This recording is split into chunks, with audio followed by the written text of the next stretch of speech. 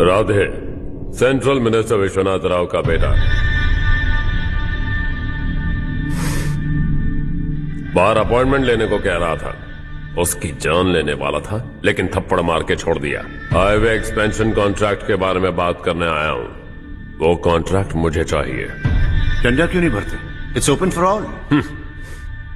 ये बात तो तू भी जानता है कि तेरे होते हुए वो कॉन्ट्रैक्ट मुझे नहीं मिल सकता, तो चुपचाप मेरे रास्ते से हट जाओ।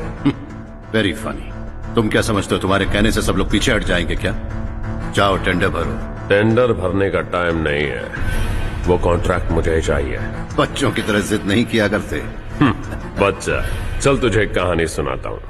रोज मंदिर जाने वाली तेरी बीवी घर नहीं लौटी तो कॉलेज में जाने वाली तेरी बेटी वहीं से गायब हो गई तो पार्टी से आती हुई तेरी साली ट्रक के नीचे कुचल कर मर गई तो अरे इसके घर में एक छोटा बच्चा भी है ना। लगता है फैमिली थोड़ी बड़ी है, सबके बारे में बताना बहुत मुश्किल है। तो एक इंटेलिजेंट बिजनेसमैन है, एक कॉन्ट्रैक्ट के लिए अपनी फैमिली को गंवाना नहीं चाहेगा।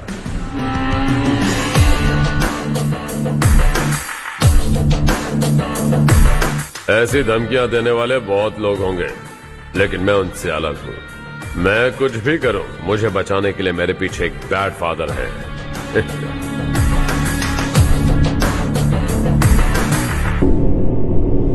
असली जिंदगी को छोड़कर नकली जिंदगी जी रहे हैं ये लोग।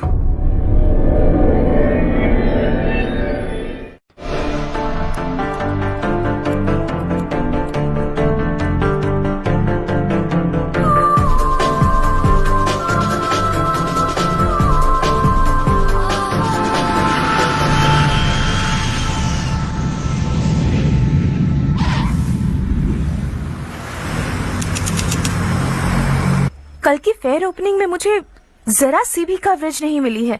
बस न्यूज में ये दिखा रहे हैं कि मैंने ओपनिंग की है, पर एक भी फोटो नहीं डाली। और ये पहली बार नहीं है, हर इवेंट में ऐसा ही हो रहा है। ये बिल्कुल ठीक नहीं है।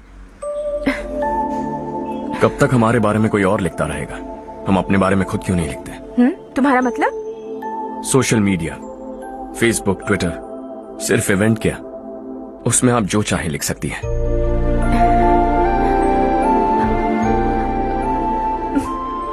वैसे कौन है आप?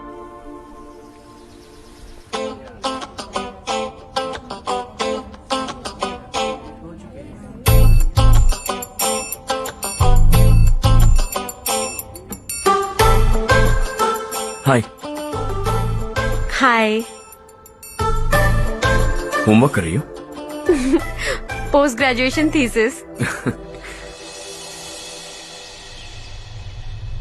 बस आखिरी बार मेरी तरफ से हाई कमांड से बात कर लीजिए। अगर मेरी मिनिस्ट्री चली गई तो पूरे स्टेट में मेरी इज्जत मिट्टी में मिल जाएगी। हाँ हाँ प्लीज सर।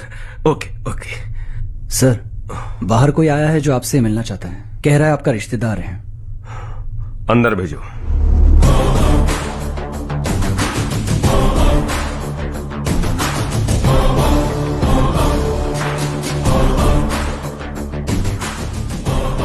कौन हो तुम? हर्ष। आपको नहीं पता मैं कौन हूं, पर अगर आपको जानता हूं ऐसा नहीं कहता तो अंदर आने नहीं देते। किसी कॉन्ट्रैक्ट के मामले में आपका बेटा मेरे डैड के पास आया था। धमकी देने लगा कि वो टेंडर उसे चाहिए और डैड को हटने के लिए कहा। उसने ये भी कहा कि नहीं हटे तो फैमिली को खतरा है। टेंडर और बिजनेस के बीच अगर फैमिली को लाया तो मैं उसके थोबड़े का नक्शा बदल दूंगा। बिजनेस में फैमिली बीच में नहीं आनी चाहिए। हर्ष, तुम यहाँ कैसे? तुम्हारे डैड से थोड़ा सा काम था। ओह अच्छा। डैडी, हर्ष का जो भी काम है फौरन हो जाना चाहिए। Very nice guy.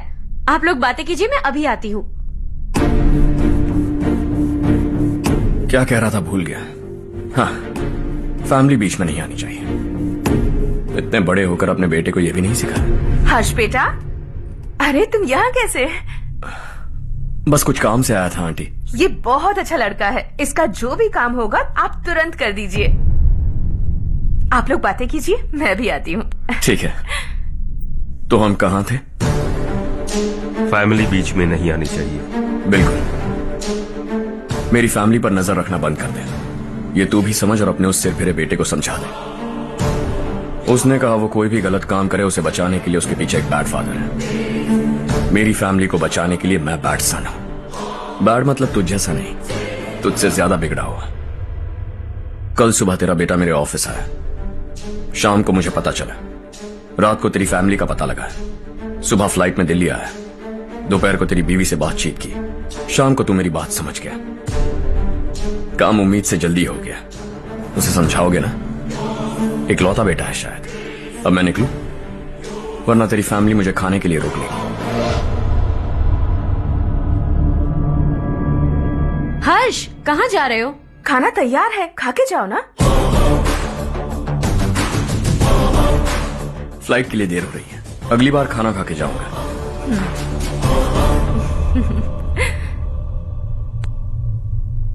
उस इंजीनियर के बेटे का मर्डर केस दिन ब दिन कॉम्प्लिकेट होता जा रहा है भाई। फैमिली तो चुप बैठी है, लेकिन वो पब्लिक प्रोसिक्यूटर उसको ज्यादा चर्बी चढ़ी है।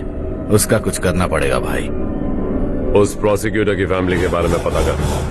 बीवी बच्चे वाला तो वो भी होगा, समझ गया ना?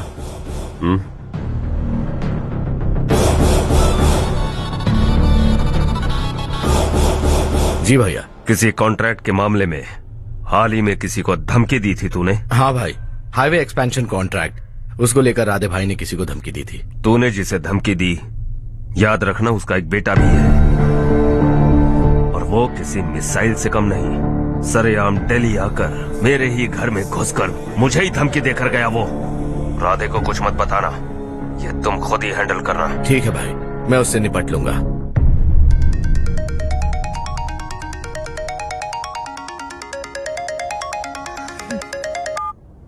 हाँ बको। हेलो चारू, मैं बोल रहा हूँ। आज शाम 7:30 बजे मैंने स्टार होटल पे हमारे लिए एक टेबल बुक किया है। हम दोनों जा रहे हैं, कोई बहाना नहीं। मैंने कहा था ना मैं तुम्हारे साथ डिनर पर नहीं आऊंगी। इतनी सी बात समझ में नहीं आती? तुम नाराज होती हो ना, अच्छी लगती हो, लेकिन हम दोनों आज जा रहे हैं। मुझे और कुछ नहीं सुनना है। पागलों की तरह जिद करोगे ना तो तुम्हारी टांगे तोड़ दूंगी मैं, समझे क्या? ऐसी क्यूट क्यूट बातें ना हम होटल में बैठ के करेंगे। तुम्हें आना है और हम जा रहे हैं, समझ गई?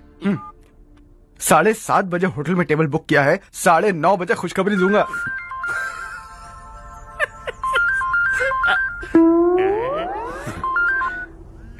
हेलो। हाय हर्ष, कल शाम को मेरे रूममेट की शादी है यही शहर में। उसने कहा है तुम्हें लाने को, वरना वो शादी नहीं करेगी। मैं तो उसे जानता तक नहीं। You carry on. मुझे तो जानते हो ना, हम दोनों साथ में जाएंगे। मुझे थोड़ा अजीब लगेगा। कुछ अजीब नहीं लगेगा। तुम मुझे 8 बजे पिक करोगे और हम लोग साथ में जाएंगे जाएंगे जाएंगे।